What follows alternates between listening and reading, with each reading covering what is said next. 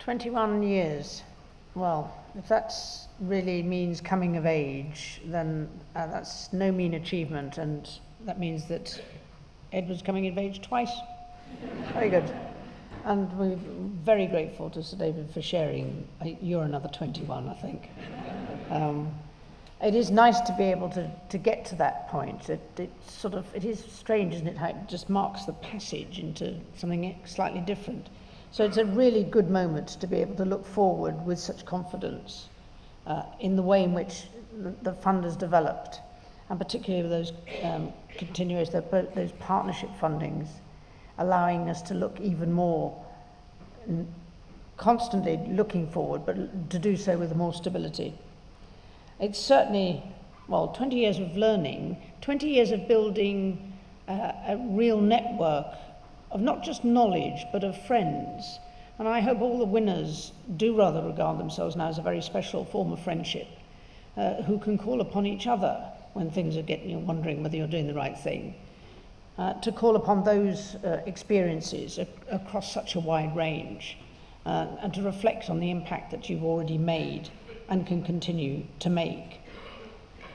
And the way in which you've learnt how to innovate and use the technology that's available, not just in order to get the communications that you need and the support you need, but to really use the technology tailored to the species that you're interested in, to make much better use of that.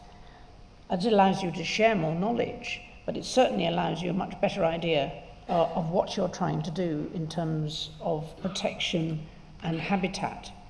And we are delighted to be able to support that work, and with a particular thank you to the Fondation Segre for funding those 4 partnership funds for the future. It's nice too to hear from our winners. The numbers, many of them reflect the numbers of people who are involved with them. But I do think what shines through, and there are many conservation enthusiasts here who do focus very much on the species and what we should be doing for them. But what many of our winners have had to do is to learn how to manage people. That is such an essential part of your ability, that even where your interest has been the species, having to learn so much about the way that people live, to convince them that that species is part of their life as well. That's an extraordinary talent, because that's the depth of understanding of the need, which most people don't really have. They'd like to short-circuit that system, and they'd like to ring-fence it and say, no, keep the people out. It's not an issue. This is a different level of learning. That's what makes the long-term impact. And your ability to communicate with people in the field, so important, but to translate that communication much further up the chain to people who can make a difference across borders. What a unique talent of communication. We have so much to learn from them, and I hope we will be able to continue to do so. But Kate mentioned that I rather hopes that the sponsors who are here tonight feel proud of what they've achieved, and that is absolutely right.